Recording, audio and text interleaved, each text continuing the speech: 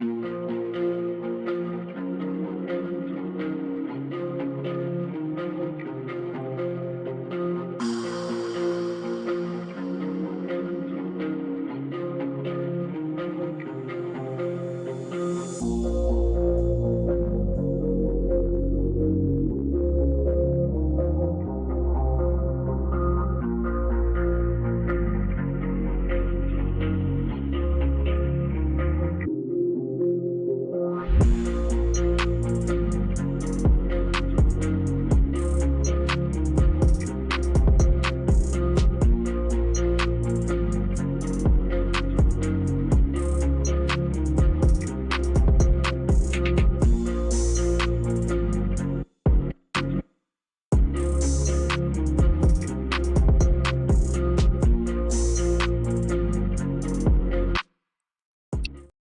hello, hello. Good evening, everyone. Welcome to Real News Live. Hi, Susie. Hi, Alex, Charlotte, Sandra, Lynn, Sandra, Lee, Nana, Debbie, Susie, Sabrina, Susan, Brian, Rodney, Lynn, Debbie, Alex, Lynn, Nikki, Donna, Debbie, Linda. How you guys doing tonight? Oh, Generation X on a passport. I don't know what to say about this. Yeah, ladies and gentlemen, we will soon be banned for saying that. Hi, Richard. How you doing tonight? Hi, Karen.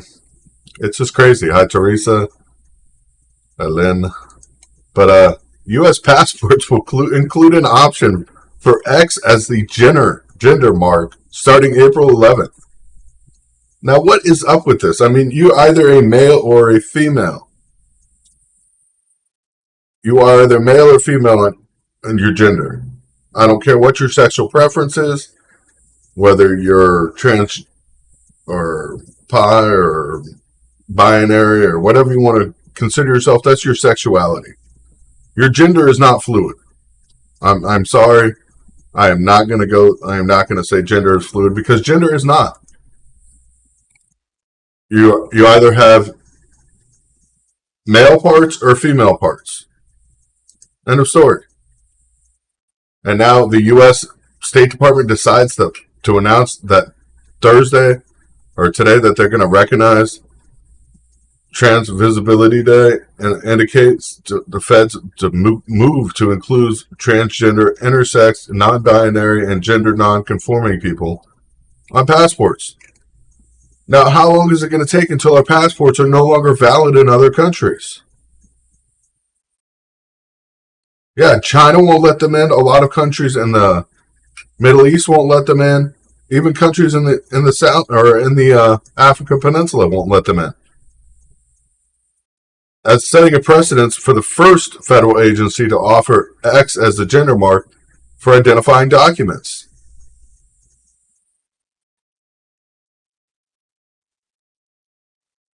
No longer, it does not, even if it doesn't match the gender on the birth certificate or other documents. From now on, you can just choose your own gender. New Zealand and Canada and Australia are the others. The only others that are accepting these passports so far. This is going to be disastrous. This is a ridiculous part. Ridiculous.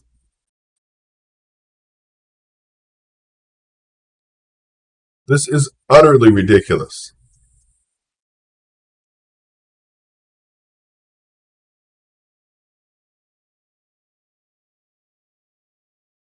Gender is male or female. It's not binary. Sex is you can choose anything you want to be. Your sexuality is up to you. I'll give you that. But this whole freaking is ridiculous.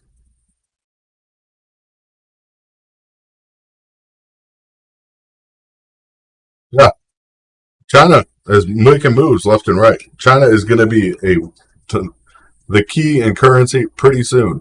As of course they're going for a gold-backed currency as well, which will be coming up soon. and we'll be hearing about that release. And as soon as that happens, what's going the U.S. dollar? What's the value of the U.S. dollar? We're no longer a gold-backed currency.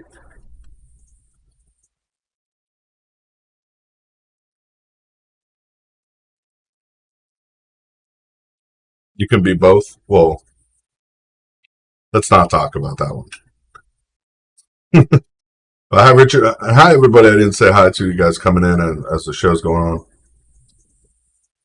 Yeah, China going to a gold-backed digital currency, which will be huge, giving them the most strongest economic dollar to be traded amongst everybody else.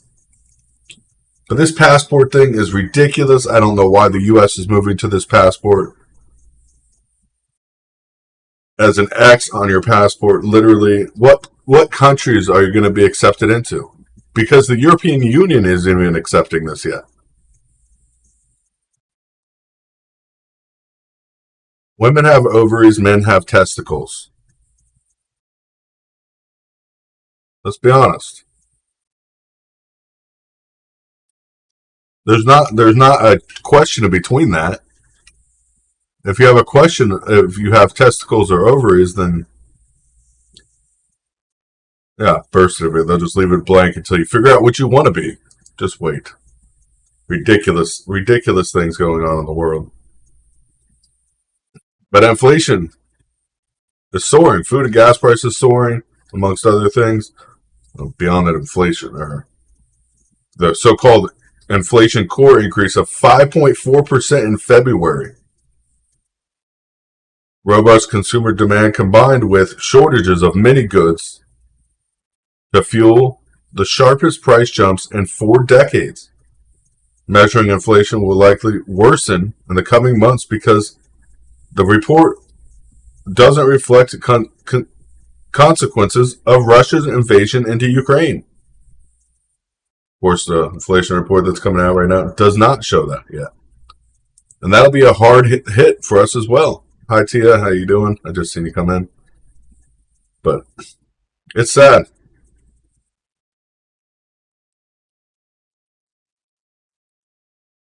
It's our dollar is collapsing. Our economy is collapsing.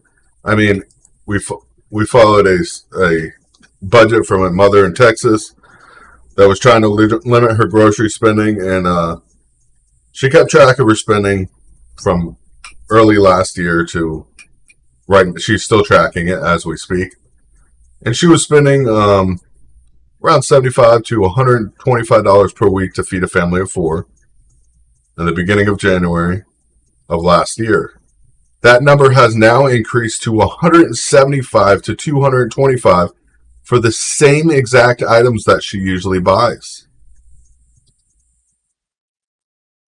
You started noticing the prices going up before Christmas of 2021, and that's when she started to take notice and started to keep track. This is a drastic problem.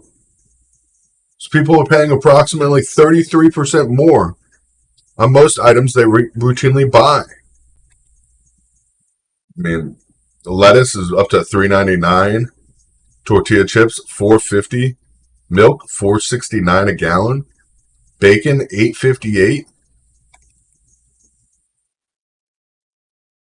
That was back in 2021. Now we go to 2022. Lettuce over $6 a head. Tortilla chips $5.98 a bag. Milk $5.89 a gallon. Bacon now $11.58. It's ridiculous. If you look at the old prices of recent price changes at the grocery stores from December to March, just December to March, a dozen eggs was $2.25 in December, and now it is $3.24. Cereal was $4.98. Now it's $5.48. Seeing the highest jumps, of course, in fresh vegetables like lettuce from $3.74 to $4.52. It's ridiculous. Who can afford these prices at this point? Eggs up 44%. Romaine lettuce up 21%. Frozen pancakes up 21%. They're claiming a 7% increase last year. Where's that 7%? Because I'm seeing a much higher gain than that of inflation. Whatever they're basing inflation off of is obviously a joke. It's obviously a joke. Because where they're getting their inflation numbers from and the inflation numbers we're getting are very different. And that's over a course of a month and a half, or basically a month. A couple months, December to March. It's ridiculous. Who's going to be able to afford this? It's 7% per month though. It's not per year. 7% per month is the average increase of cost.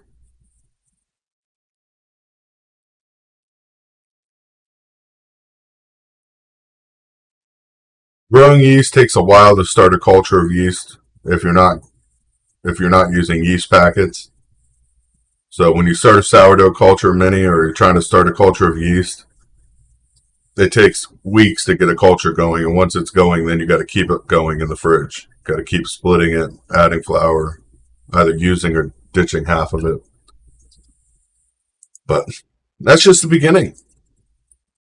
Now experts are saying with fewer new cars on the lots, auto sales are likely to fall sharply in the first quarter. U.S. new vehicle sales from January to March are likely below 3.3 million, down 14% from the first quarter of 2021 when we were in the middle of COVID. As decline in supply chains, automakers continue to face production disruptions amid global shortages of semiconductors. And not only that, people cannot afford them. Some automakers declined maybe even worse. For over 20% decline in first quarter sales. The United States is entering a recession. End of story. That's what's happening. It's affecting everybody differently, but that's what's happening out there. We're entering a recession. And we can see it. It's affecting every single person. Yeah. Going from auto sales going up to losing 20% of their sales. Now auto manufacturers are producing less vehicles because they're projecting consumer concerns about inflation and higher gas prices are going to play a very high role in decline in second quarter sales, which are expected to drop by 24%. It's ridiculous. We move on from that and go to mortgage rates. Mortgage rates are raising faster than they have in more than a decade. People that know that and feel the worst of it right now are people, of course, on variable rate mortgages that have seen their mortgage rates shoot up by 4.67%. 4.67%. And last year or a year ago at the same time, you could get a mortgage for 2.45%. And now you're looking at 4.8%.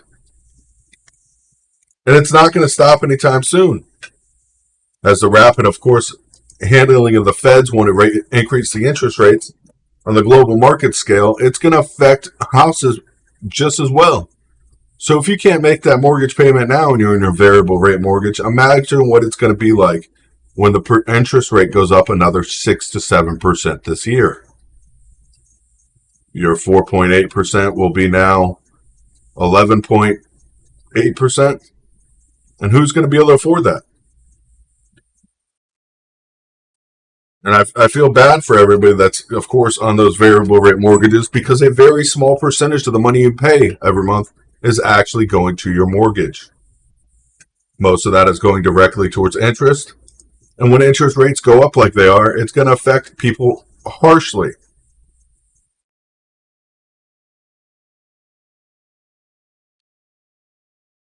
Yeah, the housing market's going to crash because a lot of people are going to end up losing their homes over this. People are going to end up losing their homes over this. And it is sad because these are facts that Americans are facing as we go through the world today. Higher costs for food, over 30% increase in the first few months of this year. 30% increase in food costs in the first few months of this year alone. Then we're going to see, of course, the interest rates going up even higher, housing markets going up higher.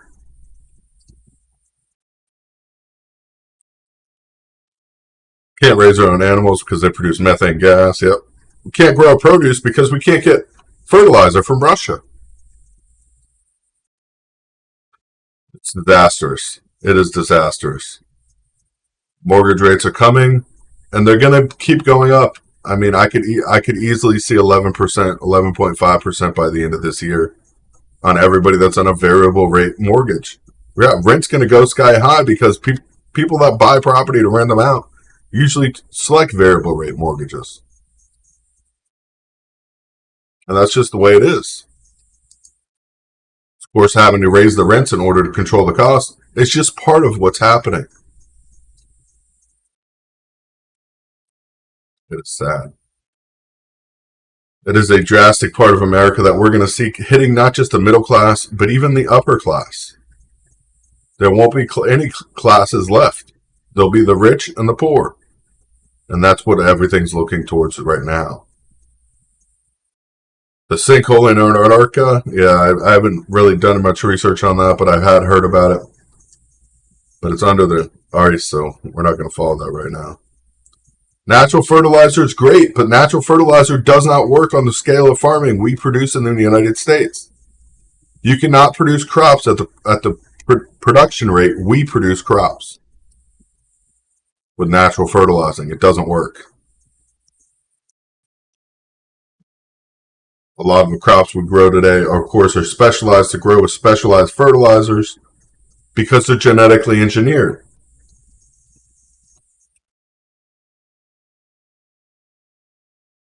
Yeah.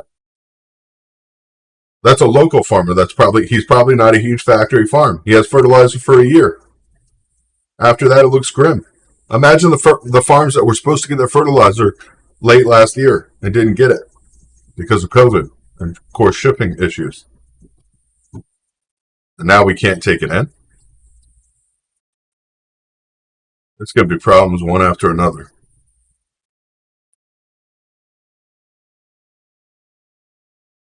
Yeah, BlackRock's AI. That's a whole nother issue. We're not going to get into that AI system right now. But Russia handed control back of Chernobyl back to Ukraine today. But that's not the end of it. The ceasefire is not happening. As we're seeing, of course, Russian forces transfer back control of Chernobyl's nuclear power plant. At the same time, their heavy attacks are happening across the rest of Ukraine. There is no ceasefire happening. We're seeing limited forces being pulled out, where, of course, Russia really doesn't need to keep it. Of course, Russia still has military trucks and heavy military equipment on the road some 400 yards away from the Chernobyl plant. So where does that lead them? As more issues, of course, coming forward, and false flag attacks, supposedly, Ukrainian intelligence claimed that Russia was preparing a false flag attack on the exclusion zone, 1,000 square mile, most uninhabitable area around the plant, to blame on Ukraine as a pretext for escalating the war. That's what Ukraine's blaming right now. Ukraine was close to building a plutonium-based dirty bomb at Chernobyl. This according to Russian state media. Neither side provided evidence for these claims, but they're both still fighting them. All Chernobyl's reactors have been shut down since 2000, but this plant still employs thousands of staff to keep cool water circulating over thousands of spent fuel rods, kept in a 4-story deep basin lined with steel and reinforced concrete. So, of course, the war with Russia over there is not even near done. What's happening in Germany? As it enacts emergency gas plans as Russia wields the ruble threat.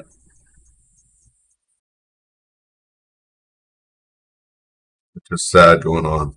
Germany triggers its emergency plans to brace for the potential of the Russian gas cutoff of Vladimir Putin, insisting that the critical fuel supply should be paid for in rubles, which we knew was coming. You sanction a country and you tell them they can't sell their stuff, and then you want to buy it. You're going to buy it in their currency, making their currency go up.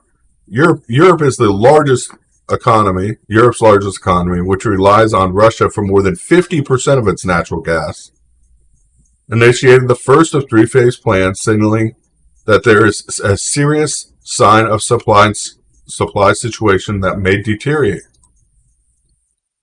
The announcement comes as Kremlin plans to tell the European energy company Thursday how to pay for fuel in their Russian currency, even if processes of switching won't begin immediately.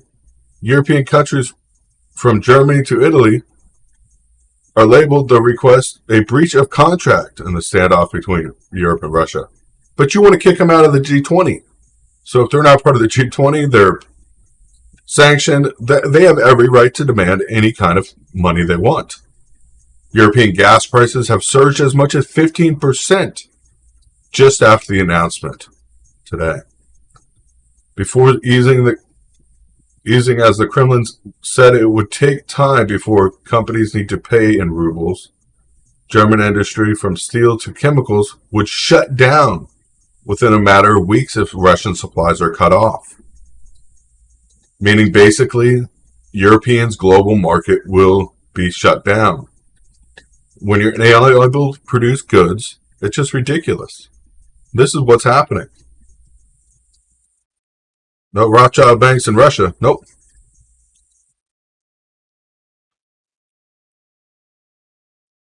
It's just sad. And Biden's, of course, ridiculous release today and statements. Biden's record emergency oil release and a moment of peril for the world. I don't know about emergency release, but let's talk about this for a minute, because so far we know there was 588 million barrels in the reserve left. And then we know we took out 90 million for sure. And we know we gave 30 million to Ukraine for sure. And then we know we gave another 20 million to Ukraine for sure. Million barrels. These are millions of barrels. And now Biden wants to release 1 million barrels per day for 6 months. I don't know if you can do that math, but that doesn't add up to me. 6 times, let's say 28 days. That's 168 million barrels of oil. What would be left in this reserve at that point?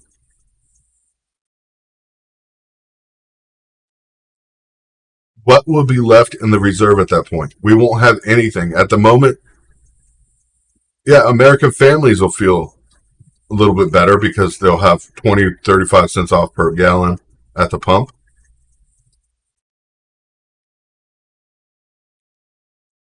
Russian imports only account for 8% of the U.S. liquid fuel imports. But here's the problem. Russia's liquid fuel also fuels other countries, like Europe.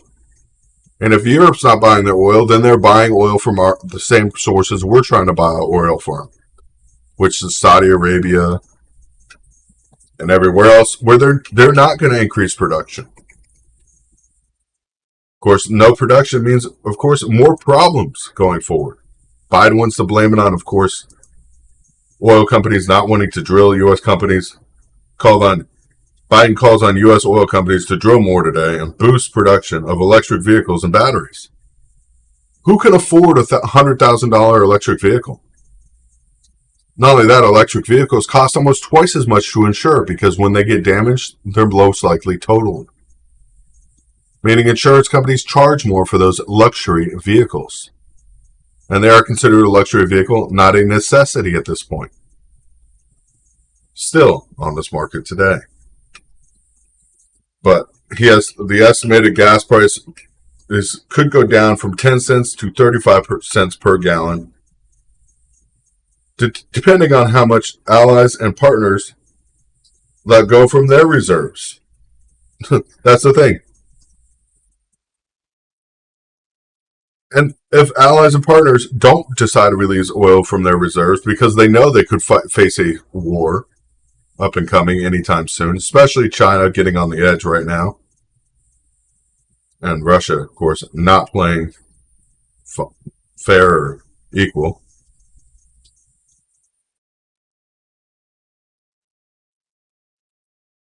Now, I guess March 1st there was over 60 million barrels of oil or crude oil reserve or crude oil released that I didn't even account for. 60 million barrels.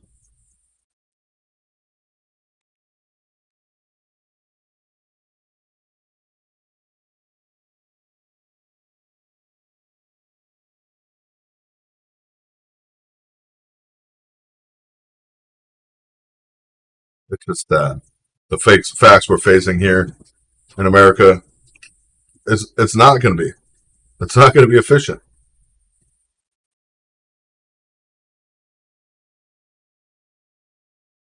Yeah,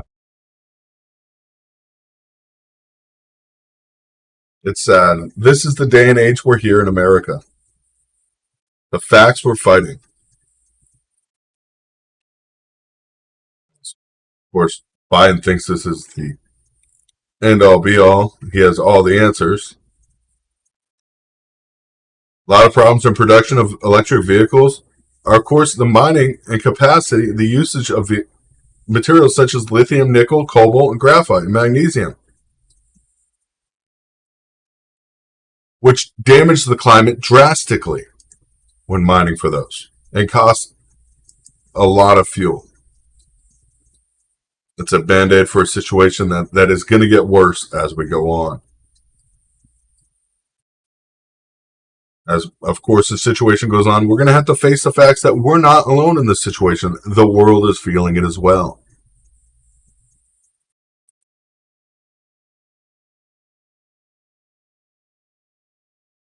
Of course, the conversation turns on Taiwan when Biden did speak to Chinese president, and Chinese officials are still contemplating the implications of war for long-standing claim of the island nation of Taiwan. Taiwan has raised its alert level.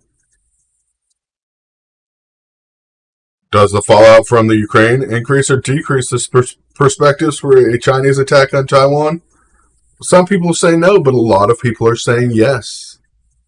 As we look forward, we know that all the world is, of course, supplying weaponry and instruments to help Ukraine fight off Russia in their territory. But of course, if Russia succeeds and refusal of the United States or NATO support to Ukraine with a direct military action, this could encourage China to take Taiwan, and it could happen in a matter of weeks. China taking Taiwan would be a drastic turn of events. Over the past 10 months, we've been teaching and researching in international policy, and the U.S.'s universities have been working on the likelihood of a Chinese attack on Taiwan. These experts predicted Russia's invasion about a month before it happened, and their views clearly consequence with the war in Ukraine for a potential military action in Taiwan. They're saying it's going to happen.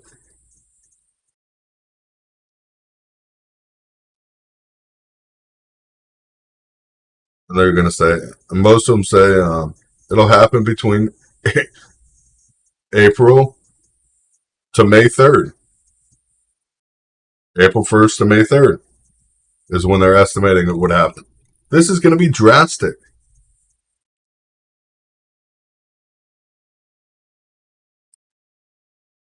What are we going to do if we don't have any fuel in the strategic reserve and we end up at war with Russia or China at this point? No oil, no fuel in strategic reserves. Nothing left to really, no food reserves at this rate because crop production is down. Food prices are going up because of it. Oil, doesn't exist.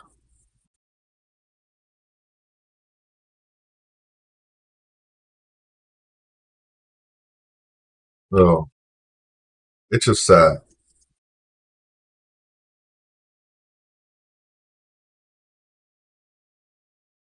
It is sad. And of course, you can't even go on the Strategic Reserves website if anybody wants to try. It's www.spr.doe.gov/dr directory or dir/dir.html.